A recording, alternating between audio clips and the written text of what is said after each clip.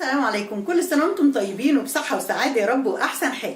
النهارده عايزه اقول لكم على شويه حاجات وادوات كده للمطبخ، بالرغم ان هي بتبقى ادوات بسيطه وسعرها رخيص جدا مش غاليه ابدا، لكن بتسهل لك حاجات في المطبخ كتيره جدا، وحاجات جبتها فعلا ما ندمتش عليها وساعدتني جدا في المطبخ. اولها المبشره الصغنطوطه الجميله دي، لما تلاقيها قدامك في اي محل اوعي تترددي ان انت تشتريها، بتساعدك جدا جدا في بشر جوز الطيب وفي بشر الجبنه الرومي وفي بشر الحاجات الصغيره اللي مش بتبقى عايزه المبشره الكبيره، فلازم دي تبقى موجوده عندك في مطبخك وما تتردديش ابدا ان انت تجيبيها. وكمان فيها ميزه اللزق اللي من ورا دي، انها بتلزق على الثلاجه، علشان طبعا عشان حجمها الصغير ممكن غصب عنك ان هي تروح منك في اي مكان، او تروح في درج ما تشوفيهاش او كده، عشان صغر حجمها عاملين لها ان هي تتلزق دي، ودي ميزه حلوه جدا فيها.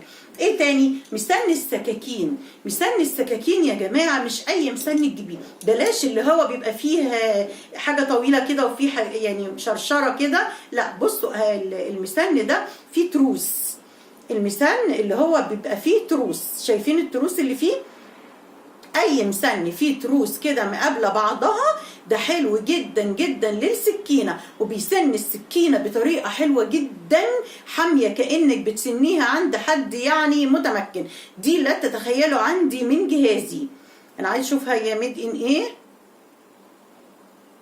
مش باين قوي، هي تقريبا صيني يعني، بس لا تتخيلوا ان دي عندي من مش عايزه اقول لكم كام سنه بقى، بس مش قادره اقول لكم على جمالها، لدرجه ان انا بسلفها لكل اصحابي وكل جيراني علشان يعملوا بيها السكينه.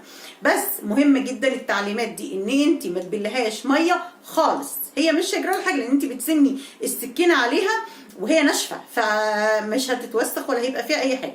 فلو حطيتي عليها ميه التروس دي هتبوظ وهتربي صدى هنا، لانه طبعا كله حديد في حديد، فهتربي صدى فيها ومش هتبقى حلوه خالص ومش هتجيب نتيجه كويسه.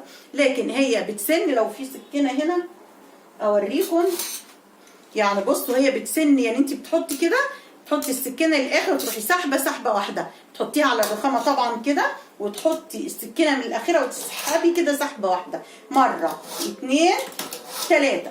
بس عايزه اقول لكم دي خلت السكينه كده من هنا نار، يعني ما اقدرش احط ايدي عليها دلوقتي. فلما تجيبي مسن للسكاكين بلاش اللي هو المبطط ده اللي عامل زي الحجر ده، او الماسوره الطويله دي، بشوف كذا حاجه، لكن اللي فيه تروس ده هايل، دوروا على الشكل ده مش هتندمي ابدا ان ده جوه مطبخك، وهيسهل عليكي حاجات كتيره جدا جدا جدا. ايه تاني عندي مهم قوي؟ دي بقى يعني عايزه اقول لكم، لما شفتها مع في المكان اللي بيتباع، وكانت معايا صاحبتي، اول ما شفتها قالت لي اوعي تسيبيها، هي اللي قالت لي والله. قلت لها ليه يعني، ايه الميزه اللي فيها؟ قالت لي يا بنتي دي تبقى ايديكي ورجليكي في المطبخ، يعني ايه، حاجه سريعه جدا. دي مبشره الثوم، اكيد في ناس كتير عارفينها. طبعا الثوم بنستخدمه في حاجات كتيره، الله اكبر. بنكسل ساعات بقى في الهون وندق في الهون، بتبقى عايزه فص او فصين، حاجه كده سريعه، فهتجيبي المبشره الفظيعه دي، بتحطي فص الثوم هنا او الفصين، وتروحي حاطه الغطا، بصوا في حاجه كده بارزه شويه عشان تضغط عليه كده، وهي بتنزل الثوم من تحت طبعا، وهتبشريه كده، هتلاقي الثوم نازل كده من هنا، ومية مية هيبقى في ثواني، وغسيلها سهل جدا ومريحه جدا في الاستخدام. خدي بالك من القطعه دي، اوعى تضيع منك او تروح هنا او هنا، تبقي عامله لها مكان في المطبخ، مجرد ما بتغسليها وتنشف ترجعيها في المكان بتاعها دايما. ما تنسينيش في اللايك بقى لو الحاجات الجميله دي عجبتك، نعمل لايك يا جماعه ونعمل شير كده، علشان عايزين نكبر القناه مع بعض ان شاء الله باذن الله. فده انا لابسه لكم عبايه العيد النهارده العبايه اللي انا وريتها لكم اهي، الناس اللي شافت معايا الفيديو بتاع عبايات العيد وقلتوا لي عايزين صوره بالفيديو بالعبايه، اهو لبست لكم العبايه النهارده اهي، واللون الازرق طلع جميل جدا، يعني لما لبستها ناس كتير اعجبوا بيها بصراحه، قالوا لي حلوه جدا. فعامله لكم الفيديو، اعملوا لي لايك بقى، فرحوني باللايك وبالكومنت الجميل بتاعكم، علشان نفسي تتفتح كده على الشغل. تمام، يبقى دي من ضمن الحاجات اللي ايه المهمه في المطبخ لازم تجيبيها. اخر حاجه، ده طبعا في حاجات تانية كتيره جدا هعملها لكم في الفيديو الجاي لو الفيديو ده عجبكم، بس طمنوني ان الفيديو عجبكم. الاسباتيولا طبعا يا جماعه، الاسباتيولا دي من الحاجات المهمه في المطبخ قوي قوي قوي قوي، ومهم جدا ان انت تختاريها صح. مش عشان انك تجيبي واحده غاليه هتبقى حلوه، لا دي مش غاليه، دي كانت رخيصه جدا، بس اهم حاجه وانت بتجيبيها بتتنيها كده. بصي بتتني البلاستيكه بتاعتها للاخر، لو لقيتيها ما عملتش خطوط بيضه من هنا يبقى ده السيليكون بتاعها 100 100 وهي حلوه وهيتعيش معاكي واستخدامها هيبقى حلو جدا. بصوا بتتني كده اهو.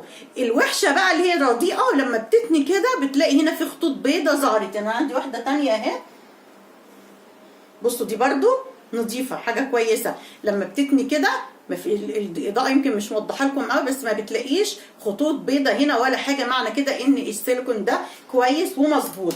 هتجيبيها وتعملي كده تعرفي ان هي تمام. دي بقى هتفيدك في حاجات كتيره جدا، في لم اي عجينه، في لم كيكه، في لم خلطه بتعمليها للفراخ، في لم حاجه من الخلاط، في بصوا يعني كنتش متخيله ان هي فعلا مهمه كده، وانا عارفه ان معظمكم بيجيبوها، بس اللي ما جابهاش لسه يجيبها ويجيب احجام، يعني في منها احجام، في اكبر وفي اصغر وفي اكبر من دي كمان، فدي لازم تكون برضو عندك في الايه في البيت. خلاص كده احنا خلصنا النهارده. ان شاء الله الفيديو الجاي هقول لكم على حاجات اهم واهم كمان، بس قلنا نبدا بالحاجات الصغيره دي، وهوريكم الديكورات اللي انا عاملاها عندي في المطبخ عامل ازاي، عشان احنا اتفقنا ان مطبخك ده لازم يكون جميل جدا، علشان ده اكتر وقت احنا بنقعد فيه في المطبخ، ونفسك تتفتح في المطبخ كده فتطلعي اكل جميل وتبقى نفسيتك حلوه كده وانت واقفه في مطبخك. اتمنى ان الفيديو يكون عجبكم، واشوفكم ان شاء الله في الفيديو اللي جاي. باي باي.